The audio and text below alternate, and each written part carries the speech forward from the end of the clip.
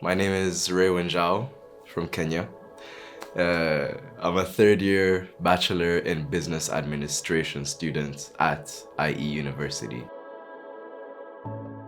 I'm here to tell my story of how I learned to stop running from my trauma. I have just graduated high school and all of my friends and I are filled with excitement of what's about to come in this new phase of our lives. I remember my friends decided to throw this big going away party for me because we were all saying goodbye, not just to each other, but also to a part of our childhoods. And one of our friends, David, he has a big house, and so he offers to host us. And I'm extremely excited because it's this one big hurrah, in a sense. It feels like this is the last time we're all going to be together. My friend Joshua drives me over to David's house. Slowly by slowly, more people start to show up and more alcohol, more friends. The vibes are amazing. Eventually, after pushing David on and on, he gives in and he calls his mom to ask, "Hey mom, is it possible if I can borrow the car to go with my friends to the club?" And his mom, sweetest lady ever, says, "Okay, we'll send the driver to take you from your house to the club and bring you back home safely." Amazing woman.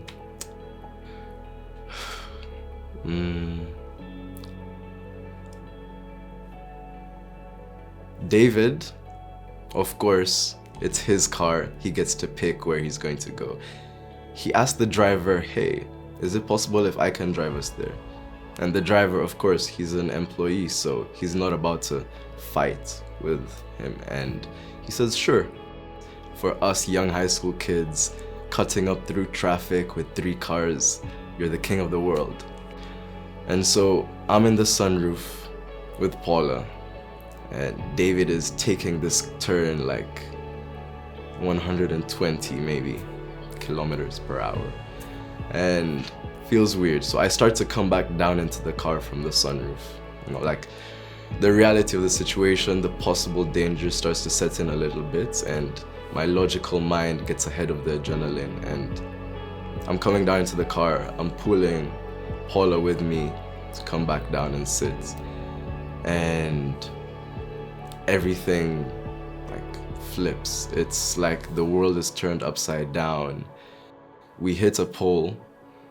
The car turned, hit a wall, flipped, and was finally settled facing the other way. But in the moment, I don't feel anything. I just feel a knock to the side and closing my eyes, waiting for everything to stop.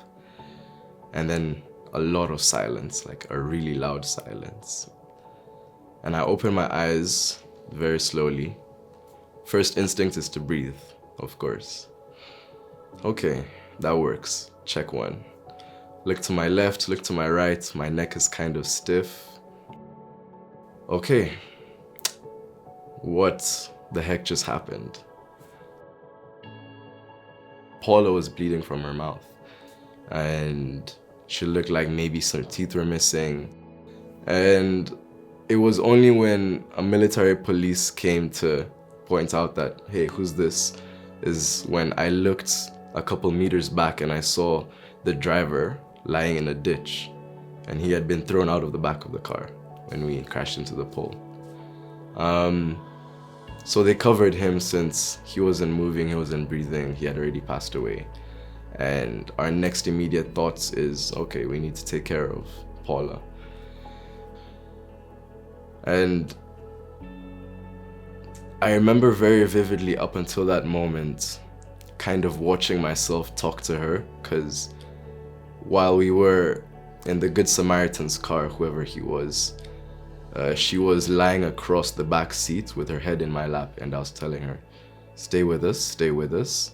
And I could hear her breathe. She was still as ragged as it was with us, and she was drifting in and out of consciousness. So when we finally got her to the hospital, it was a sense of relief almost. With hindsight, I pay it back to God for protecting me for whatever reason he had. And I question this a lot, the fact that Paula was magnitudes of orders a kinder, nicer, more gentle person than I was at the time.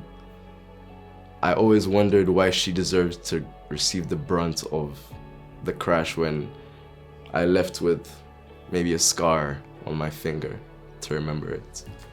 Keeps replaying from time to time. And I get home, my mom was awake. She opens the door for me and I make my way up to my room. And as soon as I switch on the lights, I see the suitcases everywhere.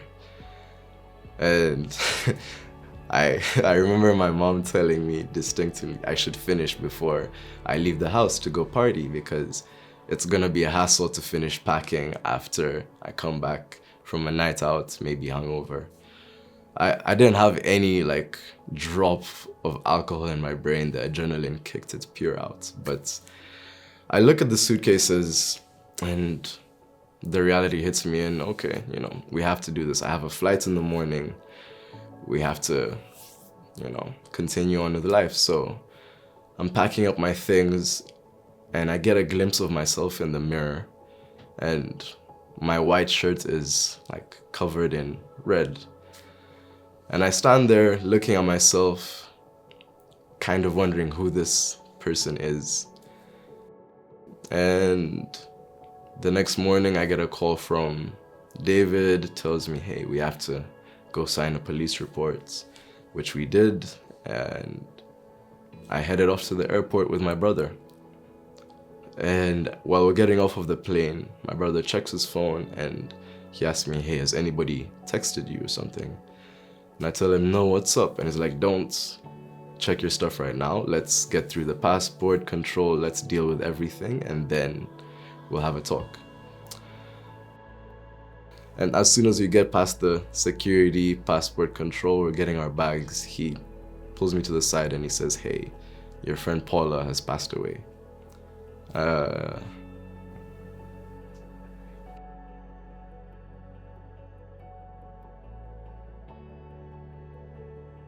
And we go to the hotel, we get our stuff down, grab something to eat, and life moved on, allegedly. I had to get myself into my new apartment. I had to sign my lease. I had to do house shopping. I had to buy bed sheets. I had to keep on going because just because her story stopped doesn't mean I got to put a pause on mine.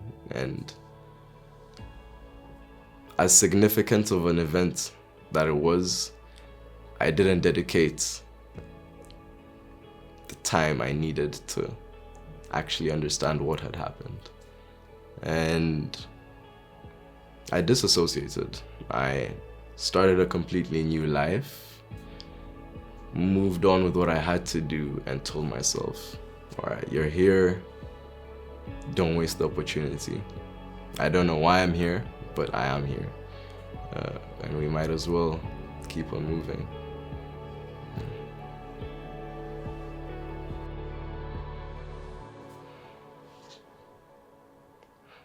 Learning to live in a new country was a task on its own, but learning to actively avoid all of the thoughts I was constantly being battered with while socializing, while building a social status was another task completely. And so a large part of my energy went into finding distractions. From the first day I sat down in class, I grabbed for the nearest person and latched onto them emotionally. And I wasn't the best friend to them as a result of having my walls built up so high, but I can only see this in hindsight. If I could go back and do things differently, I would have acknowledged the people they were better instead of who I wanted them to be for me in the situation. I found myself seeking distractions through a lot of what I thought would give my life meaning. For example, physical fitness. I jumped into it head first. Basketball, gym, which I've always been passionate about, but taking it to an unhealthy extreme made me hate these activities that I was doing for fun in the beginning. It all came from a standpoint of negative reinforcements, telling myself that I didn't deserve to be where I was, so I had to take as much as I could before it was all over. And the mindset of taking from the people around me eventually pushed a lot of people away. And I felt like I was constantly putting up this facade because, again, I didn't want to be vulnerable. I just didn't know who I was in the moment. And after an exhausting first semester in Spain, I got back home and everything flowed back up. So I went for therapy, like it was a routine, once every week, every 2 weeks, just out of habit, but speaking purely out of facts and never really reaping the benefit out of it. And so when I got back home and had this emotional waterfall come back up and feeling very overwhelmed, I knew that it would destroy me if I didn't take it seriously and acknowledge it, give it the time and respect it deserved. All I can ask is that you give yourself the opportunity to explore those hidden moments. Because you don't acknowledge them doesn't mean it doesn't exist. Even if you're not actively thinking about it, it will build up and it will come to light in how you interact with people around you, how you think about yourself, how you go about your daily business. Counseling isn't for everybody, but there is a great help in having somebody there to guide you through these thoughts.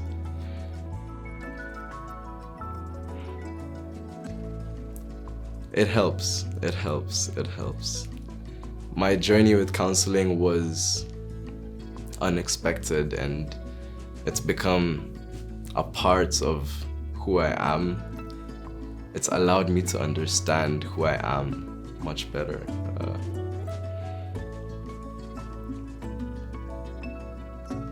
Learn who you are behind the mask. Some of us find it easier to be honest with ourselves than other people, some of us not, but the longer you hide from yourself is the longer you'll live in this world not understanding why you don't feel like you fit in. When you're genuine, kind to yourself, when you have the grace with yourself, opportunities that are meant for you will flow into your life. Take the chance.